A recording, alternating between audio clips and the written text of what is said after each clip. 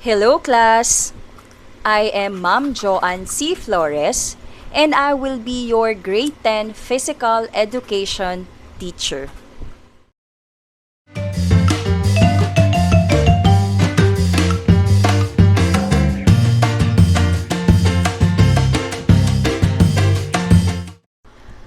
Today, let's talk about Introduction to Strength Training.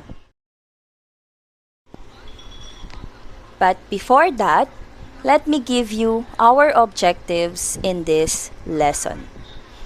Number 1, assess physical activity, exercise, and eating habits. Number 2, engage in moderate to vigorous physical activities for at least 60 minutes a day in and out of the school.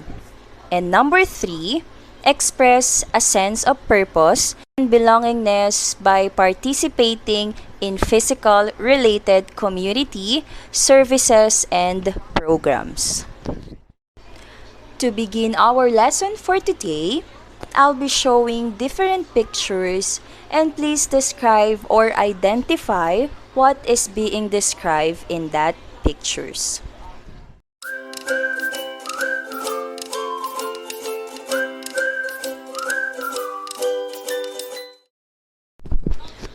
Okay, very good.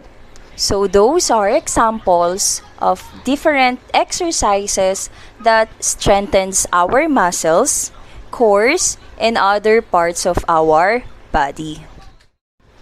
And now class, let's discuss what is strength training. Well, strength training specializes in the inducement of muscular contraction through the use of free weights, weight machines, and resistant bands which builds the strength, size of skeletal muscles, and an anaerobic endurance. It also strengthens and increases the amount of muscle mass in the body by making the muscles work harder than they're used to.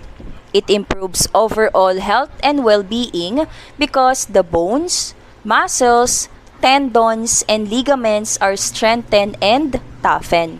It also increases in metabolism, improves cardiac function, and elevates good cholesterol. Strength training is also commonly seen as a weight-bearing activity. So now, these are the benefits that we can get if we do weight-bearing strength exercise. Number 1, have an increase in muscle strength.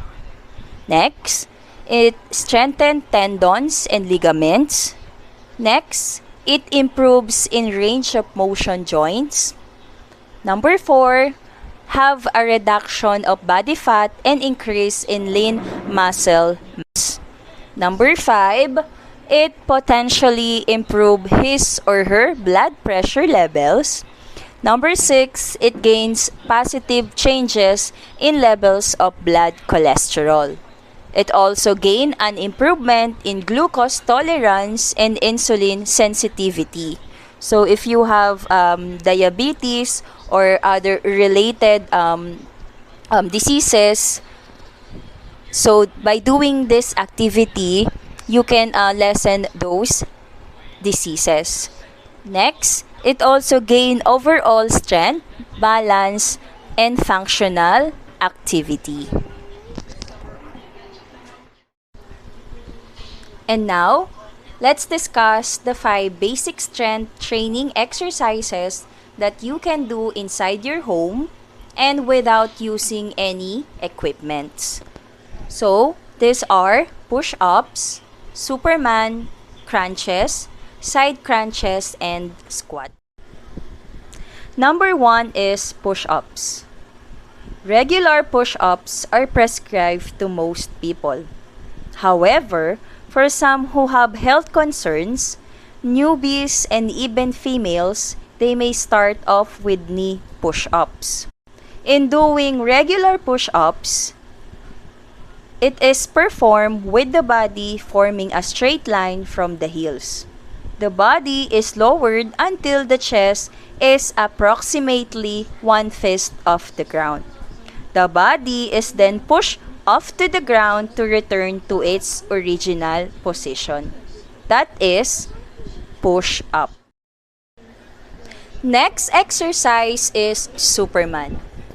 In doing this exercise, start from prone lying position, lift both arms and legs, try not to bend the legs, then lower arms and legs without relaxing the ground.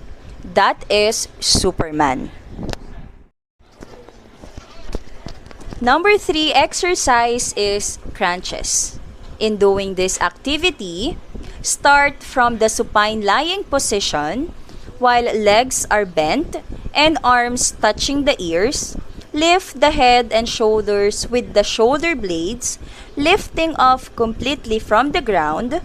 Return to original position while keeping the head elevated off the ground. That is crunches.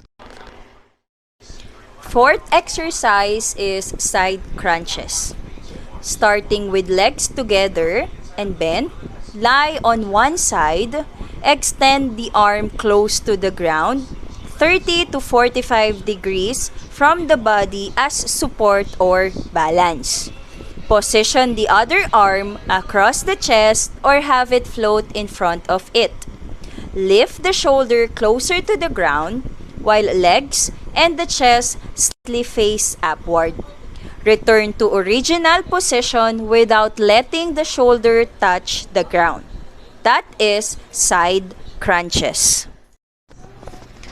Last exercise is squats. In doing this exercise, start from an upright position with arms and hands crossed in front of chest or up. Squat lower until the thighs are parallel to the ground. The chest and butt must be pushed out and the knee must not thrust forward beyond the toes. Return to original position, keeping both legs and slightly bent. That is squat. Okay, now that we are done discussing the meaning of strength training, benefits that we can get in doing strength exercises, and the 5 basic strength exercises without using any equipment or even going to the gym. So now, let's answer learning task 2. For this activity, you have to think of some household chores that can be done as an alternative to the exercises identified below. Write your answer in your activity notebook. For example, exercise. Name of exercise is push-up, and the example of household chores is getting up from the bed from prone lying position. Good luck, class!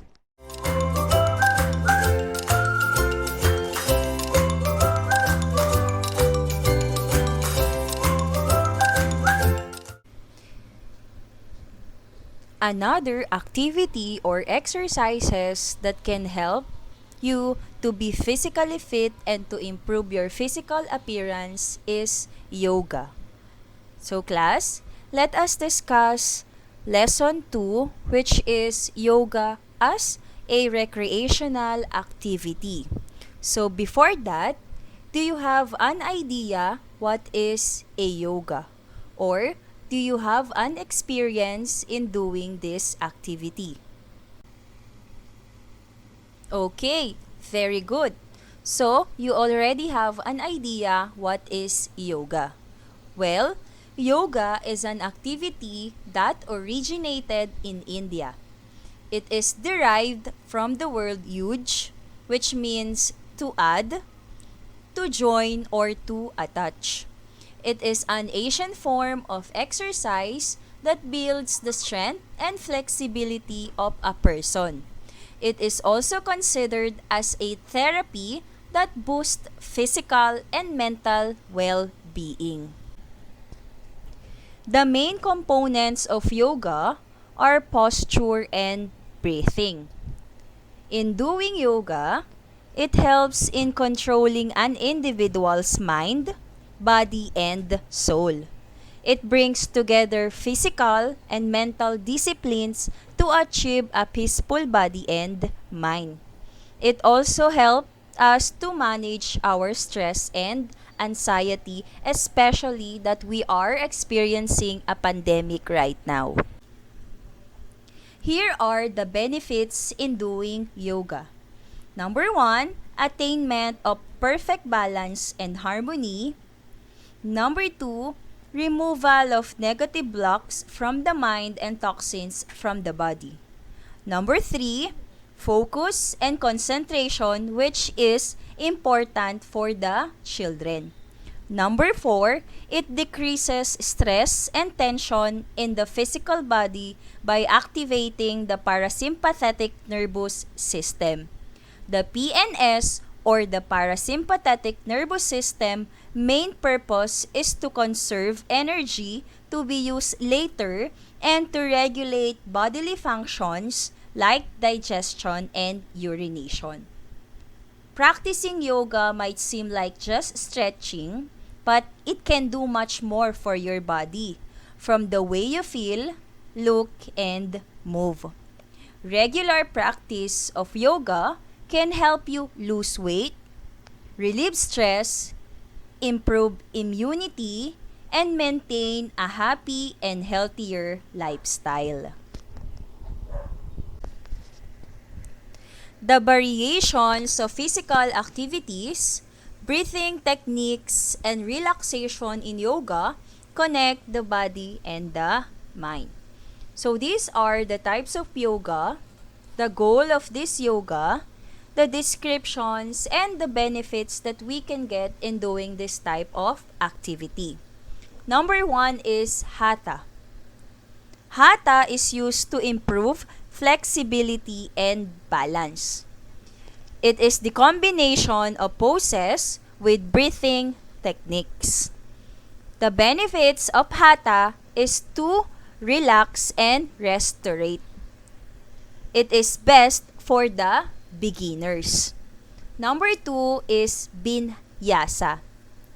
The main goal of Vinyasa is to attain good strength, flexibility, and balance.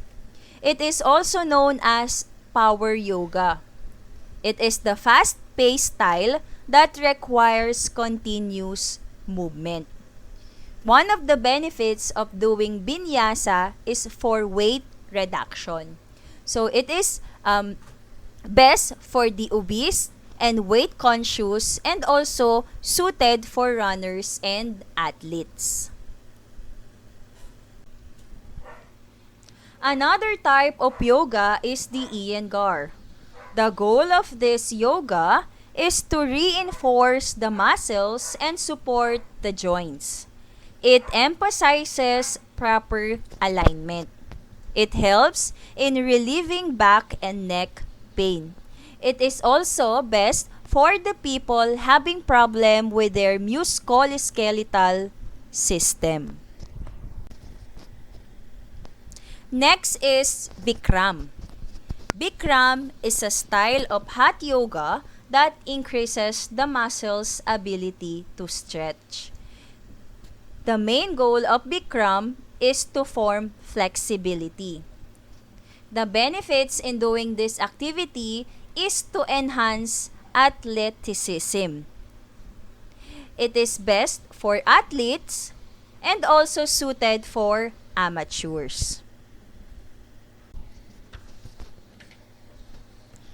Another is the Kundalini.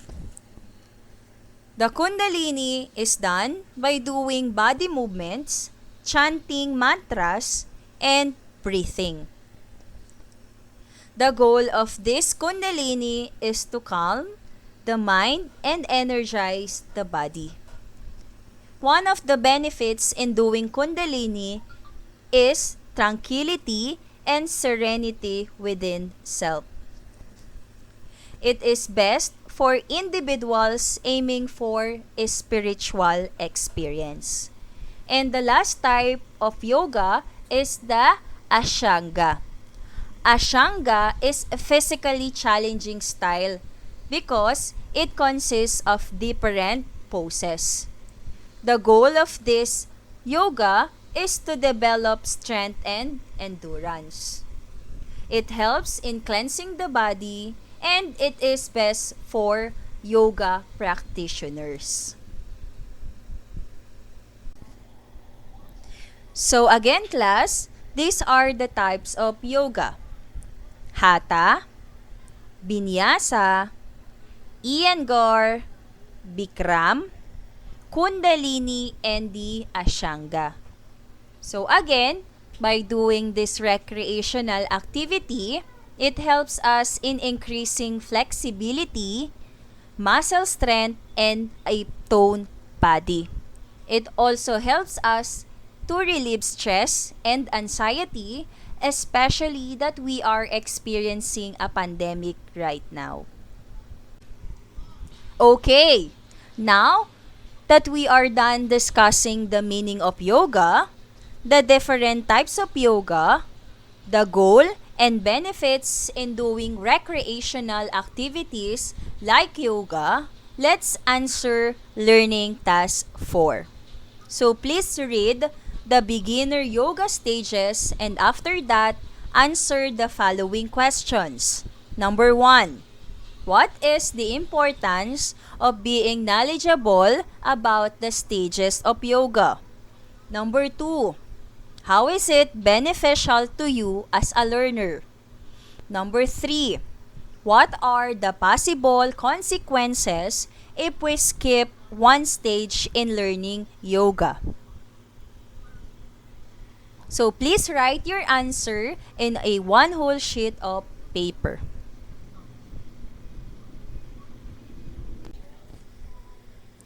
Another activity or learning task that you need to answer is learning task 5. Using the template below, think of a pose that is applicable to each stage. Write your answers in a one whole sheet of paper or in a bond paper by giving a description of each pose. Then after that, write an essay using the following guide questions. Number 1. In what way can yoga help in improving one's mental condition? Number 2. How can yoga help in dealing with the current health crisis we are facing today? Okay, so before we end our discussion or topic for today, let me give you a reminder. Yoga is considered as an alternative medicine because of its healthy benefits physically, mentally, emotionally, and spiritually. It keeps the body in good posture and helps in blood circulation because of the varied breathing techniques it offers. Considering the appropriate type of yoga to be performed is very important to prevent injuries. So once again, this is Ma'am Joanne Flores, your grade 10 physical education teacher for this school year. Goodbye and see you!